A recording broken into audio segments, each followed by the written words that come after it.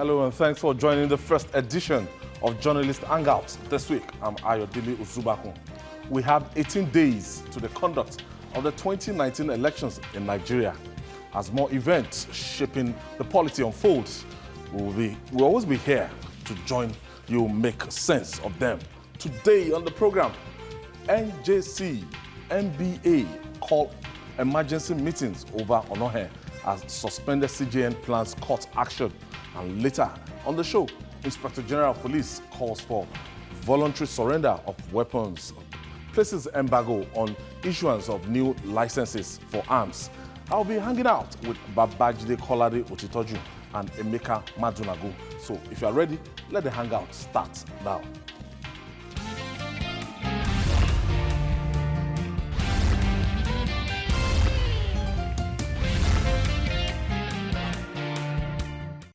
Welcome back. The impasse created by the suspension of the Chief Justice of Nigeria, CJN, has turned the country between towing the path of legal rights or political exigency. The furor generated by the suspension of Justice Walter Onnoghen over allegation of false asset declaration have put different bodies in the judicial arm of government on the edge. The National Judicial Council, that's NJC, has called for an emergency meeting to find a way out of the logjam.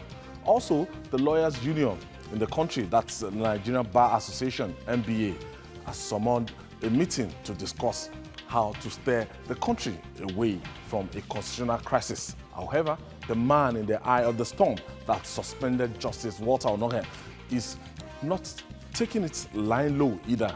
He's planning a court action against his suspension. No doubt, the days ahead are pregnant with twists and turns that the events may, bring. Babajide, this thing we got the breaking news on Friday, and this is the first time we are going to be deliberating upon it, and we've sampled opinions. We've seen lawyers, senior advocate of Nigeria, seen public affairs analysts, everybody singing, from different direction. Now, what is going on? Does Mr. President have the constitutional power to have suspended the Chief Justice of Nigeria? Well, it's a little convoluted. This matter, when people have made up their minds to take a decision, what they do is they look at the Constitution, and this Constitution of ours has a lot of loopholes that anyone could exploit. And as for whether the president can suspend, the president can suspend because what the law says is that he cannot remove without a recourse to the Senate. The Constitution is talking about outright removal. Yes. Silent on suspension. Silent on suspension. And so that matter, remember, even the famous lawyer, Ozekome, he had used that section 11 of the Interpretation Act, Volume 8. He had used it in the past to justify the suspension of Justice Ayo Salami, that the president can suspend. He cannot remove. He used that portion of the law is found in Section 11 of the Interpretation Act, Cap 123, Volume 8, Laws of the Federation, 2014. He said the president can remove without reference to the Senate.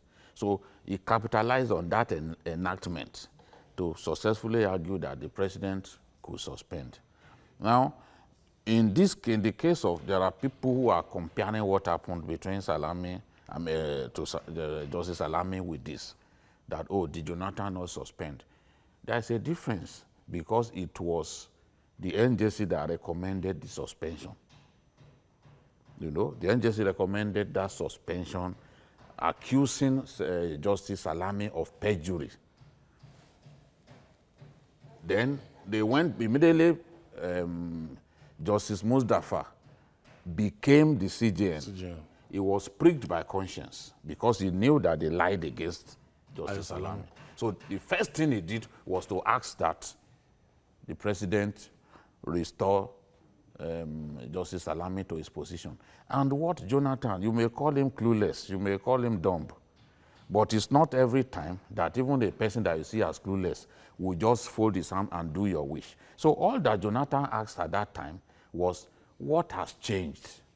Put it in writing that this man that you accuse of a very serious offense, which is perjury, put it in writing that you have discovered that he was not guilty of perjury.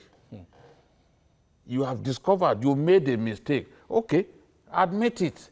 When I see that, I see it in black and white, that this is the reason you want me to now return him to his position, I will gladly do that. They refuse to write because to write will have, they will even destroy themselves.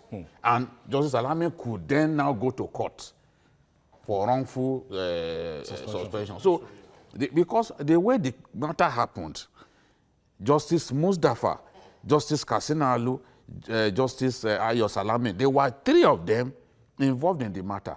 Justice Salami claimed that And two of them, they are late Kassina now. Allah came to him, Kassina Alu came to him and said, the Sultan will not be happy if Wamako loses this matter.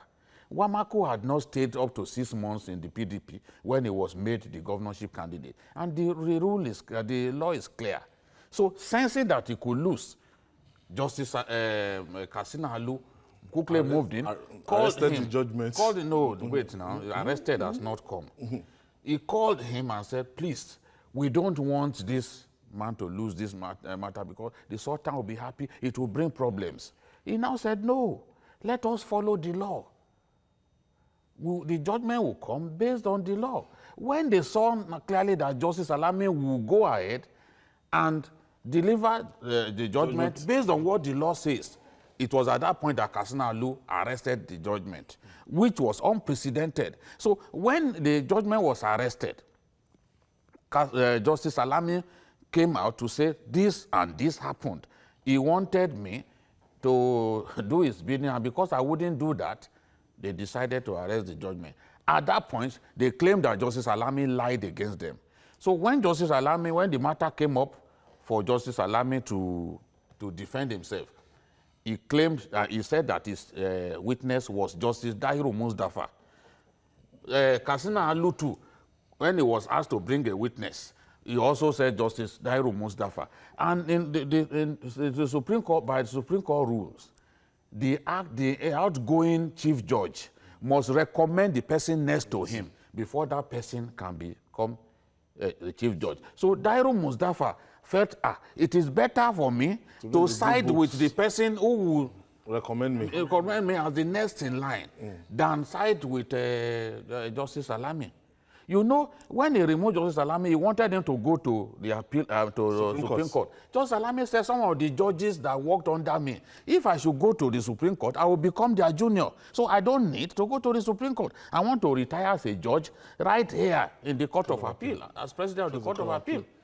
So, because they couldn't find anything to do to the man, they lied against him. But conscience troubled Mustafa. The first thing he did was to write to the president after he became CJN. Shebi, he wanted to become CJN. That was why he lied against this man. Now that he had become CJN, he felt he needed to do, bring the man back to his position. But the president then said, show me what has changed. If you can show me what has changed in writing, then I will bring him back. So it wasn't simply that Jonathan didn't want him to come back, this and that, but they were not prepared to commit themselves.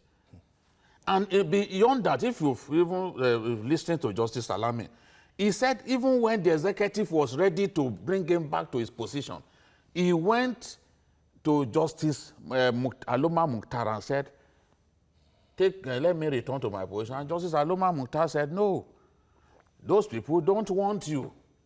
He said, who are the people that do not want me? So this is Justice Salami's problem was largely caused by his own colleagues. I had to go to this length because a lot of our people do not even know the Mixing up background to this matter. Now, Emeka, lawyers are insisting that the president did not follow due process. Do you agree? Going by the way things have turned out, I agree. I agree because, one, looking at the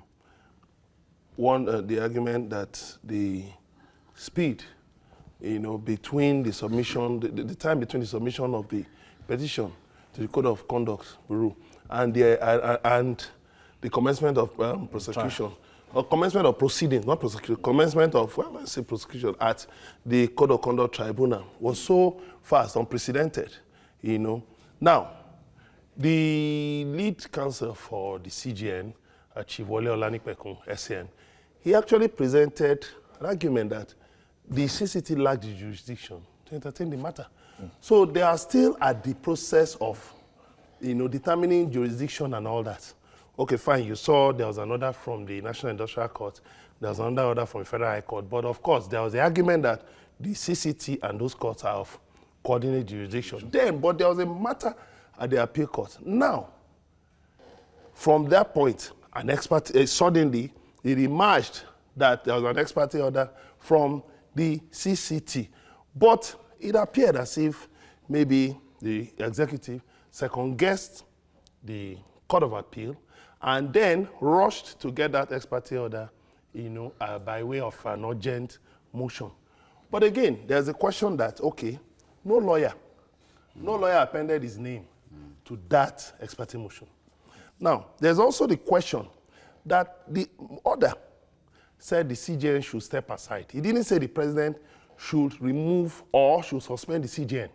Now, the CJN whom you ask to step aside, is the president now resorting to self-help, or is the CJN incapable of stepping aside that the president now had to move to suspend him and then appoint an acting CJN? So those are the issues that are coming up. Now you see, okay, as of yesterday, it emerged again that motion ex parte came a day before the decision of the Court of Appeal. That's what I'm talking about, second guessing. As if, okay, the federal government felt, the Court of Appeal might not, might not toe our line. So let's move very fast. But you see, for me, I believe justice will always be served if the due process is followed. If you are fighting corruption, you should also, be seen to be trying to enthrone justice. We should not enthrone the mob culture or encourage the lynch mob. Why? Because it's one person today. It could be another person tomorrow. And then again, the politicization of this matter is a very, very sad angle to it. Because you see all kinds of things now. Imagine, APC issuing a statement talking about election tribunals. And then saying that they are suspending. All these things are taken away. And then again, the president's statement also, I felt it was somehow. Was it that he was expecting that the Supreme Court should have recommended punishment for Saraki if Saraki was not found guilty? I found it, where we were talking about technicalities. And you've seen what Chief Wole Olanipekun wrote, that, okay, fine, you are saying lawyers delay cases with technicalities. But when it was in your favor, it was not a bad thing. Now it appears to be in the favor of somebody else. You are now, you're now raising dust. So in everything, for me, yes, the war against corruption should be fought. But you see, we should be careful so that we don't engage in a travesty of justice, miscarriage of justice. Well, Babajide, what should the president have done? Honestly, I would have loved the president to work through the NJC to ensure that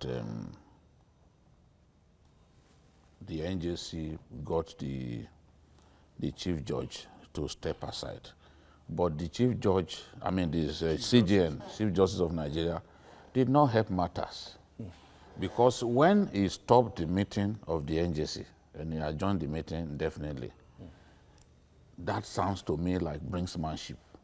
You are trying your best to stop your trial. You understand? If I were the president, I would have walked through the NJC to ensure that, look, you are a leader, you are the CJN, but you can't remain in this position while your trial is on. You step aside so that nothing will impede your trial. But as you said earlier, But the president, because he did not, the NJC that should have taken that decision, he didn't allow them to meet. So at the end of the day, he literally forced the president resorted to self-help. Yes, he forced the president to take the action that he has taken. Because somehow this issue has to be resolved. You know, about 2 weeks ago when they asked me here what I thought would happen at the end, the CCT, I said I do not see the CCT convict the CJN. Because when you follow the earlier pattern, you see that all those judges that they found money in their houses and all that, they've all won those cases. So for you, for the prosecution, is extremely frustrating. So you ask yourself, and then you are in this situation, the Onnoghen should have stepped aside. As my friend G.T. Ogunye has now suggested, he should have stepped aside so that his case can be tried, handled speedily. Some people will say it's so un-Nigerian for anybody stepping aside. But he didn't receive that expertise. We've seen, no, the moment you are talking that you are going to be tried. The moral side of it. Yes, because it's important. The moral side is important. The moment it came to light that you are going to face trial, the ideal thing, because for the sanctity of that position of CJN to be protected, the ideal thing would have been to say, gentlemen, I step aside. I'm confident that I win this case. Okay, I'm stepping aside. Let the case go on. But we didn't see that. He did not even appear in court, and he stopped the sitting of the decision-making body that could have decided his fate. So if you are saying the president should have waited for agency, for me, I think that's right. But he did not, he left the president without an option by not allowing the agency to even sit for us to even know the decision that the agency will make. No, Emeka, but you know there is something. I wanted to ask you, what are those options left for Onnoghen right now? Well, it's personal to him, but I wanted to say something, that this thing that wasn't declared in 2012, that he didn't declare in 2012, he was said to have declared it in 2016. Now, when you put that side by side with the proviso that says that where a public officer admits that there was a breach, there shall be no recourse to the Code of Conduct Tribunal. I mean, could it be that then His Lordship Justice Onnoghen was well within his rights to say this trial is unfair, is a miscarriage of justice, and it is not, and I have to, my lawyers will fight it out. No, that's one leg of it. That is one leg of it. Now you see the thing, you see, I've seen that portion. That portion is, let me read it, is Code of Conduct Bureau and Tribunal Act under functions of the CCB, Cap C15B of the laws of the Federation of Nigeria, 3D. It says, provided that where the person concerns makes a written admission of such breach or non-compliance, no reference to the tribunal shall be necessary. Shall be necessary. Yes, on the hold on. It's there. Yes. But where the CJN said that he thought that because when you become CJN in substantive capacity, you must declare. For him to now say that he thought that the declaration that he made 16. as an acting CJN will suffice. It's like saying, oh, I wasn't aware of the law. Of course, ignorance can never be an alibi. Okay. So the court will judge. The court will determine. Let me finish this. The court will determine your conduct and determine whether you actually forgot or you did what you did on purpose. No, but there's a breaking news here. The Nigerian Bar Association has resolved to embark on a 2-day boycott. All court sitting nationwide. Boycott of all court sittings nationwide over the suspension of Justice Walter Onnoghen. The union took the decision after its emergency meeting earlier. So we give you updates of that. I think that's just breaking, that the Nigerian Bar Association has directed all lawyers across the country to boycott court sittings across the nation. I was about to say something. I said, the issue of jurisdiction of the CCT to hear the matter had not been determined. And then the same CCT issued an experte order that the CJN should step aside.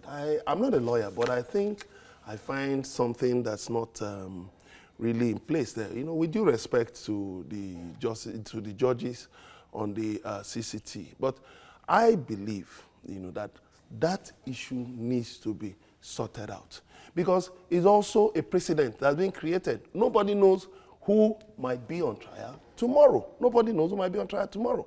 So if anybody is saying that, oh, we should forget about technicalities, we should just go ahead, forget about jurisdiction, the law is the law. It might hold you in a very bad corner tomorrow.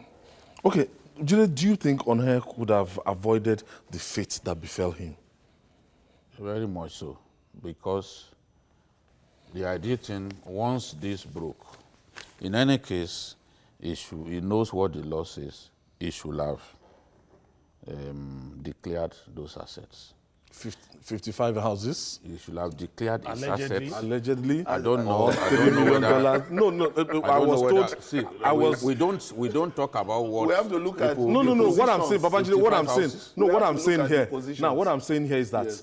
he feigned ignorance. He feigned Is that what the prosecution said? that he forgot to declare No, that's some the of those statement. assets. You know, He was the set money. to give it to No, his let's talk about what he admitted. In that Because statement. yes, because the way the CCB operates is they will write you if they discover that you left anything. Yes, out. that's the CCB. Now they wrote you about the account that you forgot to include, but the law provides for possibility of If you forgot. forgetting.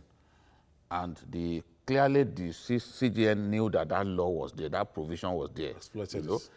That was what he exploited. But to say that you thought the declaration that you made in acting capacity will suffice for the one that you substantial- were supposed to make make as a substantial- substantive, I don't think that any judge would really take that seriously, because it's like feigning ignorance of a law that I'm sure that he too was really familiar with. So in the first place, he should have done what the law said he should do. Because in a situation in which you fail to do what the law prescribes that you should do, it is clear in the Constitution that you then should be taken before the CCT. It does not say it should be taken before the NJC, because it's not professional misconduct. But what about that provision? Can we address the provision? See, I said that one does not preclude trial. But what about the judge, because what he says is the reference to the tribunal, no reference to the tribunal shall be necessary. Yeah. But the CJN also said that he thought that the declaration that he made as acting CJN would suffice, when the law states clearly that you must, if you left some items out, you know, it can be agreed that you forgot. But to say that you didn't know that you should declare, immediately you became substantive, there's no way, nobody would take that seriously. And that's why I agree that he should have saved himself this embarrassment by doing what the law says, because the law says you should declare. You didn't declare. Then when this situation now arose, it becomes a moral problem for the CJN of the CJ of our country to be in this kind of situation. The ideal thing will have been, gentlemen, I'm stepping aside so that I'm sure that I will clear my name in the final analysis. I'm stepping aside for now. If he had done that, honestly, the respect that Nigerians will have for him would be extremely high, because one, it's not common to find Nigerians who behave like that. Then that will show to many Nigerians that, look, the CJ has nothing to hide. I agree with you that, with that provision, it seems like there's really no case against him. But that is if these people have not found they've not found other things that he has done. Because I'm seeing newspaper reports showing that they are finding. No, but those newspaper reports. Okay, that's why I said that is if. Because they are not from. Okay, I think I have Bola from Dublin, that's Ireland. Thank you for joining us all the way. Hello, Bola. Thank you for joining us, Bola. Thank you. Can you hear me? All right. Go ahead with your contribution. Yes, I just want to make a very brief contribution, and it's like a suggestion, please. Go ahead. Listening to himself. And please, Mr. Babajide and the rest of you, can you, because we are tired of all this same thing. You are talking on this television all the time about this.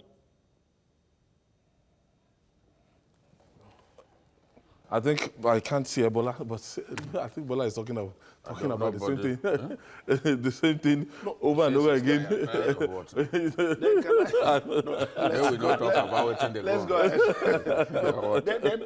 we need to let me quickly take this break down. I'll come to you immediately after this break. We'll take this break. When we come back, we're still on the Onnoghen conundrum.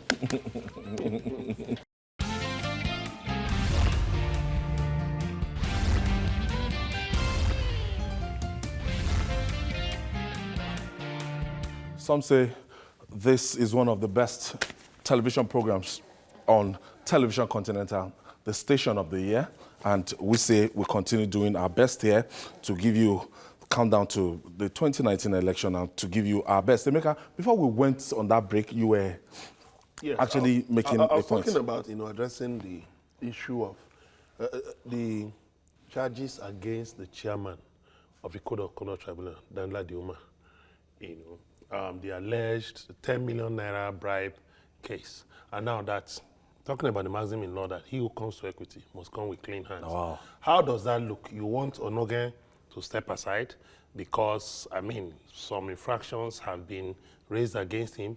And then you now want him to be tried by someone against whom certain allegations have been raised. As an observer, I find that to be somewhat Double standard.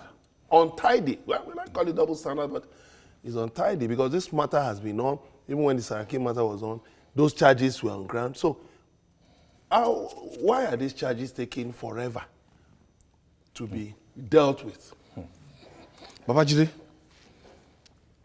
the executive is an extremely powerful arm of government, especially if you are called the President of the Federal Republic of Nigeria. Do you see Walter Onnoghen returning to his position after his, this phase, since he has been somehow discredited, even he's innocent till he's proven guilty but somehow, that's judicial arm of government. Not been accused of theft, too. No. Yes, but some not failure to declare your asset and everything somehow discredited. So the moral thing. It's meant to be a moral. No, the thing is, Onnoghen is still the Chief Justice of Nigeria. No doubt about it. The president has not removed him. He has no power to remove him. And if the case is decided speedily, the court can order that it should be restored to his position. And if the court orders that it be restored to his position, the president must implement the order of the court. The president cannot be bigger than our laws. Yes. So if the court says restore Onnoghen to his position after the completion of his trial, so be it. You know, the people, so this kind of decision have been taken in the past. You suspend or you punish, and a court will say, no, you shouldn't have done that. Put this person back where he used to be. And you'll be left with no choice. I want to see a situation in which, if that happens, if the courts, if the executive has taken him, has put him on trial, there are so many people who have been put on trial for corruption and they ended up winning. We always talk about Oronsaye. Oronsaye, yes. There was nothing in the world that they didn't say Oronsaye stole. Well, they couldn't prove it in court, and Oronsaye won his case. So if this case is decided quickly, and thank God we have the CJN now, so cases cannot last forever. If this case is decided quickly and Onnoghen wins, so be it. He must be restored to his position. Sure. Because to not do that is to go against reason. Yeah. You must do that. Once he's told that restore this person to his position because he won the case in court, then you have no choice. The president must let him return. We must do our best to promote interdependence between the different Doctrine of separation of powers. the layers of government that we have. So if he wins the case, he returns. As we speak today, he is the Chief Justice of Nigeria. Yeah. The person occupying the position now is an acting Chief Judge. So, in fact, it brings us to the matter of that the NJC will meet, and that both Tanko and Onnoghen will not attend. If the NJC meets tomorrow, the next person to the CJN, the next person to the acting CJN is not a member of the NJC, because what the law says is that the person who can preside is either the CJN or the acting CJN. So a situation in which you say, oh, the two of them are not we're not invited to the meeting, then the rest of you. Can you take a legitimate decision in that meeting without the third person on the ladder is technically not a member of NJC, because the members of the NJC, that will be Justice Rhodes Viver. So what about the president of the the members of the NJC are the CJN, the next person to the CJN, the president of the Court of Appeal, the Chief Judge of the Federal High Court, President of the National Industrial Court, 5 retired Supreme Court justices or Court of Appeal justices, as the case may be, 5 representatives of all state high courts in rotation, 2 representatives of customary court in rotation, and 2 Sharia court judges in rotation. So you can see that there's no mention of the person who is hierarchy within it's just first and second. Yes. So the person who is third in command in the agency, the third most senior judge is not a member of the NJC. The president of the Court of Appeal might preside over it. But there is also the issue. No, what it says is that, you see, the thing is, what the law says is the person who can preside is the CJN or the acting CJN. You know, it's just like when Fayose was impeached in 2006 or so. The House impeached the governor and the deputy. Whereas what the law envisions is a situation in which you impeach the governor, the deputy can step in. You know? So, like in this case now, the law setting up the NJC does not envisage a situation whereby if the CJN is not there, even the acting CJN too will not be there. So technically, the next lawyers, person to them in seniority is not even a member of. So lawyers were but, called that. but I even understand called that that. there is no petition against the CJN before the NJC. I think the what NJC on this matter, it's not every matter that you need to take before the NJC. That is the thing. We've trashed that out on this program. Yeah, but it is not a professional misconduct. a matter of debate. It is not a question. It is not a professional misconduct, and the law is clear. We've read it here that where this offense was not committed in the discharge of his duties as a judge. So you don't expect it to be taken before the agency. That one is not, and we gave the example that if someone, you catch a judge raping your wife, that's a criminal offense. It is the police that will handle it, not the agency. It's not all cases that are meant to be taken before the agency. Even this, this CCT matter, the law says clearly that the matter should be taken before the tribunal. It does not say NJC. Okay, let me take this call from Abuja, Emeka. Hello? Thank you for joining us. Yes. Ojefo. Yeah, Ojefo is online. Yeah, good evening. Okay, go ahead. Yeah, good evening. Yes, good evening. Yes, I'm hearing you. Babajide, good day to all of you there in the studio. Yeah. Yeah, but you see, the truth be told, no, Nigeria belongs to all of us. And we shouldn't betray the workers. We shouldn't betray the use of this country. We are watching. Everybody is watching. And nobody is happy about what is happening. Nobody is saying, Onnoghen, even for Onnoghen is an armed robber today. There are procedures now. Yeah. It's just like removing the Senate president because he was going on trial. Yeah, we are not going to defend it, but Buhari is not a sole administrator. He's a commander in chief, yes, but there are procedures. It's not so large. I will not take this from him. That's why I'm trying to call you. We are not politicians. Some of us are just ordinary Nigeria, but we have a stake in this country. We have our children watching. We will not take this. It's not about Buhari, it's not about peace of PDP. Thank you, Ojefo. Yeah, Thank you for your contribution. What I want to say is that I believe that this matter will be trashed out by the Court of Appeal. Since it's already before the Court of Appeal, and the Court of Conduct Tribunal has adjourned indefinitely. You know, I think No, to allow the Court of Appeal, allow the Court of Appeal to to Court of dispense Appeal. with the case. Yeah, so I think it's that may provide a leeway which will have to been right correct from the beginning. The situation, yes. So that will now. I think that's what will correct whatever gray areas. The problem that a lot of our people have with this case is the haste with which certain decisions were taken. Okay. You know, and that's why I'm saying that for me, I could have loved the NJC members to, by themselves, tell the CJN to step aside. Because it is well within their powers to do that, but he also didn't allow those guys to sit. So that is not encouraging self-help. I'm not encouraging self-help. But at the same time, we must admit that his action left little options to the executive, because if you do not allow them to sit, then how do we move on? But I think we should make the point that that self-help should never be encouraged. I have said it. Even you heard me say it. Yes. But at the same time, when the Onnoghen that we are talking about, what he did, does it not amount to self-help?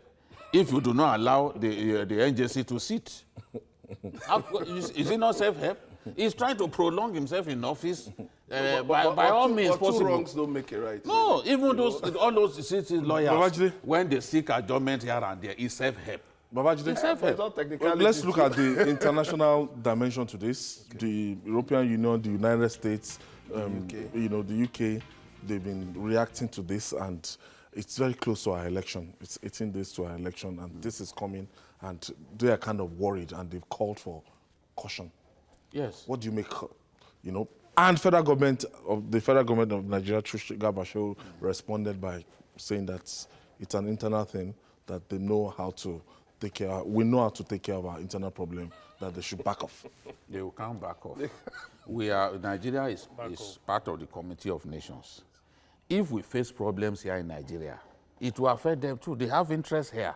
You can't tell them to back off. These people came down when Jonathan, when we were approaching elections in 2015. I remember John Kerry. People were saying Nigeria will fall apart, there will be bloodletting and all that. 2015. They came down, John Kerry came down to say, look, we don't want bloodshed in Nigeria. And this election must be free and fair. That sent a clear message to the government of the day. And at the end of the day, what they wanted sat well with Nigerians. What they wanted was what majority of Nigerians wanted. You cannot deny that the Americans wanted regime change because of all the talk about corruption being so rampant in Nigeria and all that. They do not like to hear that. So many Nigerians decided that they were going to vote against Goodluck Jonathan's government. At the end of the day, the election was free and fair, not perfect. You cannot conduct an election in Nigeria that will be perfect, but at least the wish of the people, of the majority of our people, was what we saw at the end of the day, which was what the Americans wanted. Now, at this time, they don't want bloodshed in our country. So it's within their rights to say, look, you people, they've not said you must take this decision.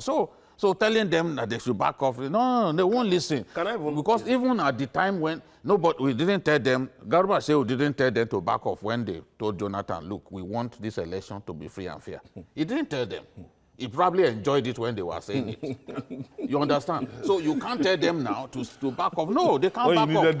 If you have problems in Nigeria, we will be, then they too will be coming down, finding a way to help us solve the problem. Can I add something? President Buhari, when he was head of state, he openly declared that Western Sahara should be a country on its own. He came back as civilian president, and he restated that same position. Now, what stake does Nigeria have in Western Sahara? So if you say this, if you say the EU, the US, the UK should back off, then why did President Buhari, why did he declare that Western Sahara has a right to be you are even going too far. Did we back off over the Gambian election? Over Gambia? Crisis? Did we not send fighter jets to President go and fly low? When Obasanjo was the president, didn't he do something in Sao Tome when there was a coup? Haven't we been? We've been doing that in Africa. Nobody tells us to back off. Back off for where? And one other big problem in the judiciary is corruption. Because a lot of people will look at it that if I go to, judgment should not go to the highest bidder. No. And if it has turned to that, that means there's fire on the mountain. An average man should go to court, everybody should go to court. And the court should be served. Should be a kind of leveler. Jide? Honestly, if we get to that point, Nigeria will be greater as a nation. Oh, sure, I agree. Whether the judgment goes against the government or it goes against the ordinary man on the street, justice must be served. But what we have is so much corruption in the judiciary. And I can tell you, it is this corruption that has assumed a very disturbing proportion that is forcing all kinds of actions on the part of the executive, break into judges' homes when they were sleeping, pack dollars, this and that. It's because of the monumental corruption that's going on.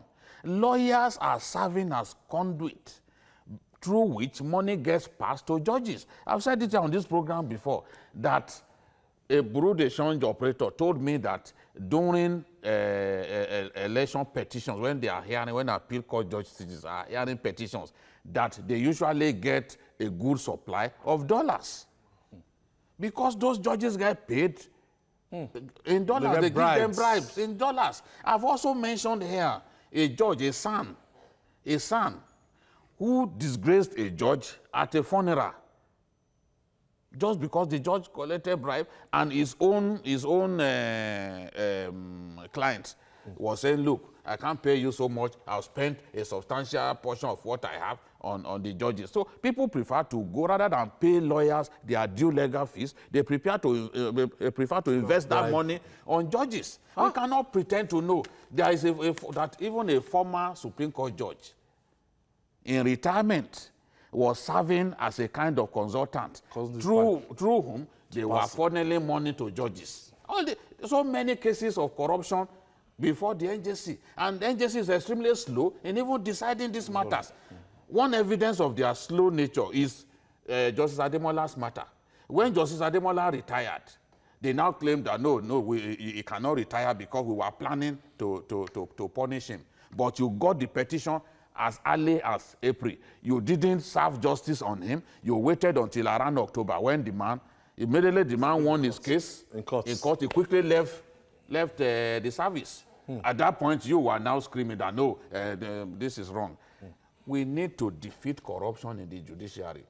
I always remember the immortal words of Justice Anthony Aniagolu, because he said that judges are like God, that they are God's representatives on earth. For that reason, a judge must be above board. Where a judge goes to Ghana and to receive cash, because you know in Nigeria, the cameras are all over the place. You go to Ghana to receive dollars, to pervert justice. You know that God will serve justice to you in the final analysis. That's the situation we find ourselves. We also have a word for politicians as well.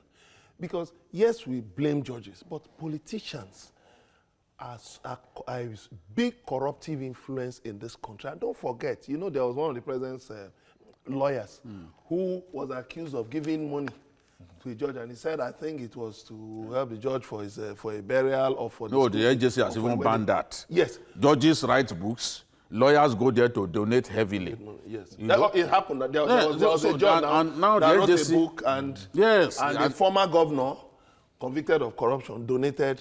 The NJC has banned that. They've even told them that you cannot receive donation for any book that you write and all that. You see, but it doesn't stop people funneling money to judges through the back door. But it takes, look, if you are a judge, you are not prepared to accept bribe. Nobody will bring it to you. Nobody. Sure. You saw what, you remember the case of the lawyer who stood up in Uwesi's court, Justice Mohammed Uwesi's court, and was accusing him of corruption. In open court, the chief judge of our country. The lawyer had the effrontery. Yes. And nobody removed his wig on account of that. Yes. Nobody. So as long as there is monumental corruption in the judiciary, honestly, the perversion of justice will be rampant. And we will now tell ourselves that there's a need to do something drastic. Even if it's remedial action, for now we have to take it. Other countries are doing it. We've seen presidents, descend on judiciary, send people packing and all that. It has to happen. Okay, if you attempt to do it in Nigeria, they will go to court and the courts will free them. Latif, thank you for joining us. Hello. Yes, go ahead with your contribution. Good day, sir. Yeah. Greetings to all the colleagues, those in absence and those who are in present in the current discussion. Thanks. This is my first time calling. Thank you, Latif, on the line from Akomajo. Okay, go ahead. I'm very glad with the current issue in the country. It is a case which the Nigerians are listening to what people are saying. I want us to believe in this country that our judges and the lawyers and our constitution is the major problem of Nigerians. I don't know whether anybody will agree with me. Our judges, the lawyers, the case of this CJN has proven this to us, that our judges and the lawyers are the big problems, and the judiciary entirely are the problems we have in this Thank you, Latif. country. Time is fast spent. You see, in trying to, I had a discussion with Olisa Agbakoba last week, and we're looking at the composition of the NJC, and he was saying that there was a time when Justice Castina, the one that succeeded him, Mustafa, was there, and they tried to do some reforms within the NJC, but unfortunately, the man retired, and all their recommendations and everything. But NJC is so powerful. NJC is like the body regulating the activities of the judges. And when you look at it, the effectiveness, number one, I was told that they are grossly underfunded. grossly underfunded. Yes, Also, they have cases. Quantum of cases A lot they of can't people handle. piling that they can't handle. Michael Zekome talked about they still that. combine that with their regular Yes, day-to-day yes, courses and yes, everything. yes. So how do we inject reforms to make sure, okay, NJC very effective. Dispense If I justice send quickly. if I send a petition to NJC, Yeah. and I'm sure that in 3 months' time, if they will investigate and I'll get justice. You see, the thing is this, it's not just about the NJC. The executive and the legislature must also help in this regard and ensure that the judiciary is well funded and that judges are insulated from the corruptive influence of not just politicians, but the society. Because I'm sure at large. How do we hasten if the federal dispensation of government- justice by NJC? That's what I'm talking about. No, You because see, that's you not see, how- that's what I'm saying. First of all, I'm sure the they must federal government be given resorted that to this strength. CCT They thing must be given that because of back, and then simply the money. NJC. It's not simply I money. know it's not just It's money, not simply but money. there are that's why I talked about the corruptive influence. Not just, corruption is not just all about money, using money or bribe. The NJC also needs to be strengthened. The judiciary also needs to do some internal purging, some internal cleansing. It's not just the NJC. You know, in the states, you have the state judicial councils. To how A lot of effective, corruption even at how state level. effective are they at checking corruption in Within the their states? ranks. How effective? It's a problem. Maybe we need to go the route of Justice Salami, because Justice Salami, one, is even against the idea of the NJC being headed by the sitting CJN. He opposed that a long time ago because all those judges that we talked about, 80% of they are all appointed. under him. They are they'll be all under him. Whether you are the Decides president of the Court of Appeal. Appeal, this and that. So what he wants is for the NJC to be headed by a retired judge. And then they can bring in lawyers. Those lawyers that are reputed for their brilliance, for their successes and all that, they need to expand the NJC. So when you expand the NJC, chances are that when jobs are assigned, okay, you investigate this, it will quicken the dispensation of justice by NJC. But a situation in which there are not so many as you've seen, I read out all of them, and there are so many petitions to deal with. So, and they still have their cases. Nigerian judges are the busiest in the world in terms of the number of cases that they need to adjudicate over. So we need to help them. I want to thank you, Emeka Majonagu, for being part of this exclusive edition. We had to dedicate it on And we could go on and on. the Onnoghen thing and the master himself. I'm sure it's going to be a running story. This is not the last we're going to hear of the crisis within the judiciary. And that's it on Journalist Hangout. Join us tomorrow for another episode of the program. You can also watch Journalist Hangout on our platforms showing on the screen. We're also on YouTube, youtube.com/TVC News Nigeria. Our feedback channel is Journalist Hangout at tvcnews.tv. I'm Ayodele Uzubakun. See you tomorrow. God bless Nigeria.